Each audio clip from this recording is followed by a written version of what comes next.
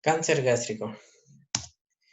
El cáncer gástrico que vamos a hablar es el carcinoma gástrico, es decir, el carcinoma o la neoplasia maligna que se origina en el epitelio de la mucosa gástrica y que progresivamente compromete de manera vertical la pared del estómago, pudiendo dar lugar a metástasis ganglionaria a distancia. En la definición, acá tenemos, por ejemplo, un tumor que se origina en el epitelio gástrico, concretamente a nivel de la mucosa, puede atravesar con facilidad las diferentes capas de la pared del estómago y dar metástasis ganglionaria a distancia. Estas son las diferentes capas que tiene la pared gástrica. Identificamos la mucosa compuesta por un epitelio, que es un epitelio cilíndrico simple, mucosecretor, sobre una membrana basal, la lámina propia que es tejido conectivo, la mucosae y la submucosa. Si el cáncer se origina acá, tiende a diseminarse de esta manera hasta llegar hasta la parte más externa, que es la serosa.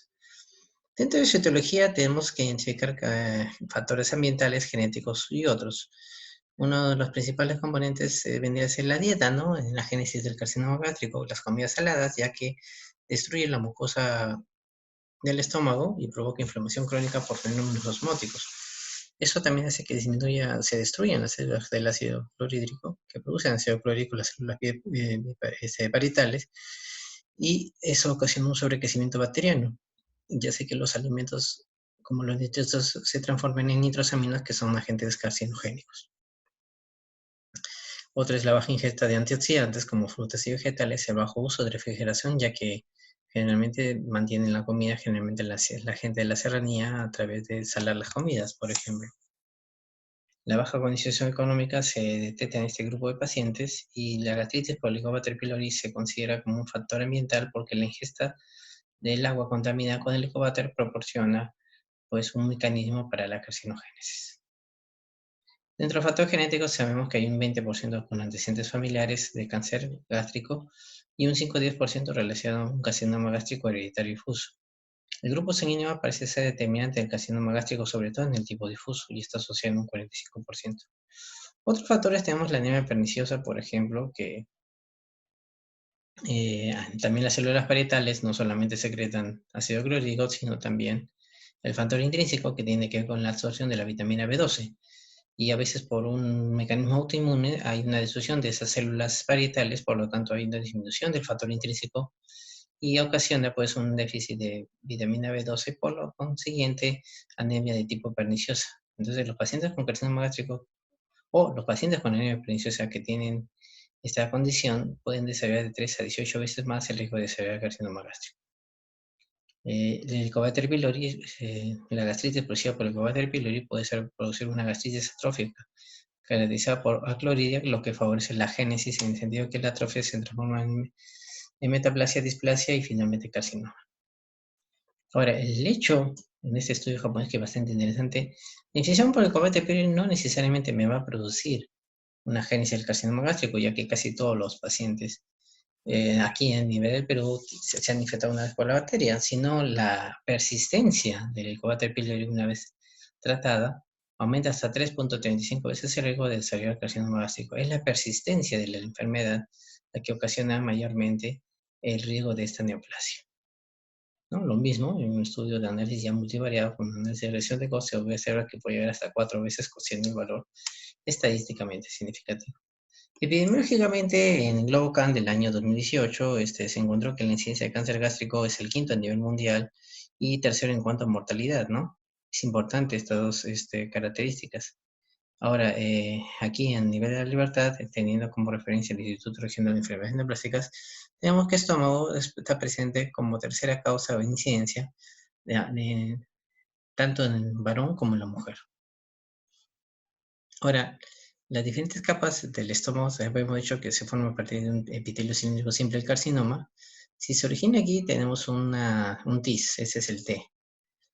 Ahora, este TIS puede incluir una displasia de alto grado.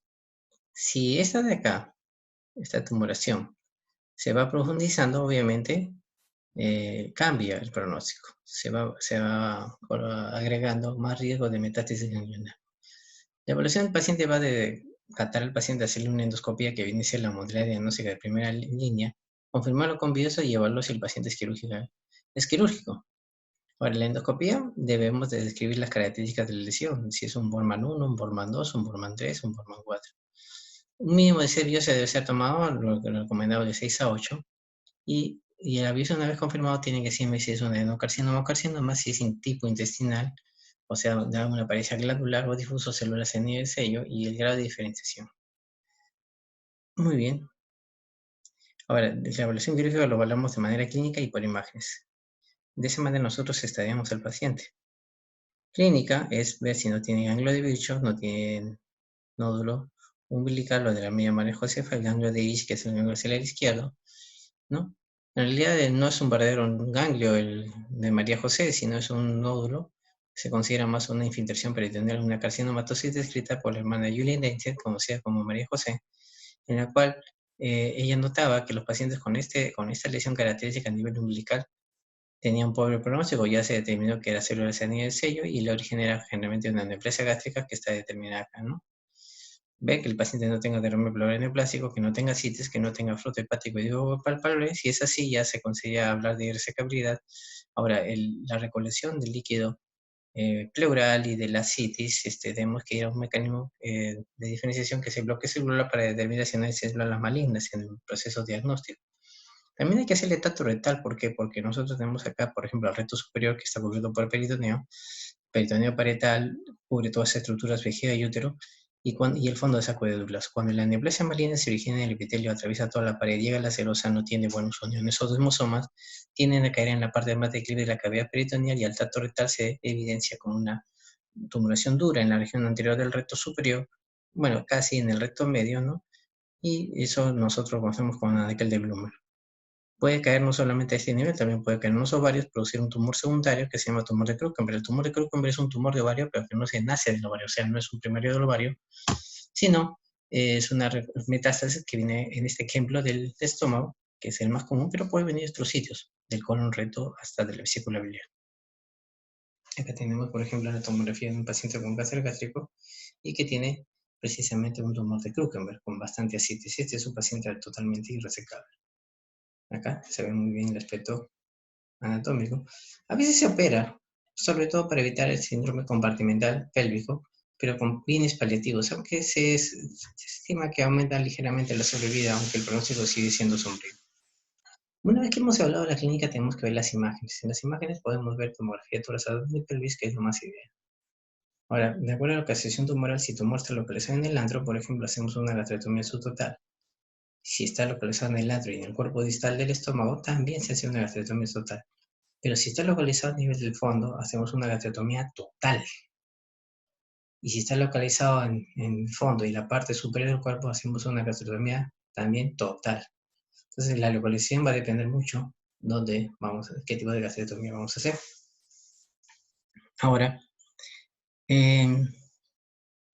por ejemplo, acá vamos a ver la vascularización del estómago. Por ejemplo, tenemos que el tronco celíaco que se origina a nivel de T12, mide el tronco celíaco la arteria gástrica izquierda, conocida como coronaria estomáquica, también mide la arteria esplénica, que se divide en dos ramos terminales, la gastropelvica izquierda y las arterias gástricas cortas. La arteria hepática común, que origina la arteria gastrodenal, que atraviesa la primera porción del duodeno, llega por debajo del píloro y da la arteria gastropelvica derecha. De tal manera que acá ya tenemos la irrigación de toda la curvatura mayor del estómago. Y también a partir de la gastrodenal se origina la arteria pancreatodenal superior con sus ramos anterior y posterior. Una vez que la hepática común de la gastrodenal cambia de nombre, se llama hepática propia, y la hepática propia en su camino hacia el hígado da una rama que es la gástrica derecha o pilórica. Y la hepática propia va a formar la hepática derecha, la hepática izquierda, y la hepática derecha forma la arteria cística. Habíamos dicho que si el tumor está localizado en el fondo, haríamos una gastrectomía total. Si está localizado básicamente en el antro, haremos una subtotal. Pero también hay que incluir la disección ganglionar o linfadenectomía. La idea de explicar este esquema es para ver que también existen los ganglios del estómago que hay que resecar. Entonces podemos hablar, por ejemplo, del ganglio 1, ganglio 2, que el ganglio 1 es el paracardial derecho, 2 el paracardial izquierdo, 3 ganglios de la curvatura mayor, 4 vendría a ser ganglios de la curvatura, 3 curvatura menor, 4 curvatura mayor. La 4 se puede dividir así, 4SA ganglios de la curvatura mayor, pero correspondiente a las gástricas cortas, 4SB correspondiente a la sala gástrica izquierda, y el 4D correspondiente a la gastropilórica derecha. El ganglio 5 y el ganglio 6 son suprapilóricos e infrapilóricos respectivamente. Del 1 a 6 se consideran ganglios perigástricos. De ahí sigue el 7, que son ganglios de la coronaria estomáquica, 8 del hepático común, 9 del tronco ciliaco, 10 del hilo esplénico, 11 de la arteria esplénica, que da origen a una arteria que era gástrica posterior, y se divide en 11P y 11D. 11P proximal a su origen, 11D distal a su origen, y luego siguen los ganglios aquí del hepatoduodenal. Este ligamento hepatoduodenal contiene la hepática propia, la vena porta, el conducto coloico y se divide 12A, 12P y 12B. Los retropancreáticos ya se consideran como metástasis a distancia. Entonces, ¿qué ganglios vamos a sacar? Depende de dónde está el tumor. Si el tumor está localizado acá, vamos a hacer una linfadenectomía de 1 o de 2. ¿Qué tipo de linfadenectomía lo vamos a hacer? Generalmente los ganglios en total, sea lo que hagamos, debemos sacar un mínimo de 15 ganglios. Pero si hacemos una linfadenectomía de 2, el mínimo número de ganglios que debemos sacar es 25. ¿Ya? Entonces, estos datos, por favor, yo quiero que lo lean cuando hacemos una linfadenectomía de 1 o de 2. La linfadenectomía de 1 generalmente se realiza en aquellos cánceres precoces. El cáncer precoz es aquel que solamente llega como profundidad de invasión hasta la submucosa. Si ya compromete la muscular propia hacia adelante, ya hablamos de cáncer gástrico avanzado. Entonces ya tenemos algunas soluciones. Y el de 1, por favor, lean este esquema. Cuando hacemos una distal, ¿qué ganglios incluyen? Y cuando hacemos una de 2, ¿qué ganglios incluyen? Siempre que se haga una de 2, siempre se hace necesariamente una de 1. Bueno, eso es lo que hay que hablar del estómago.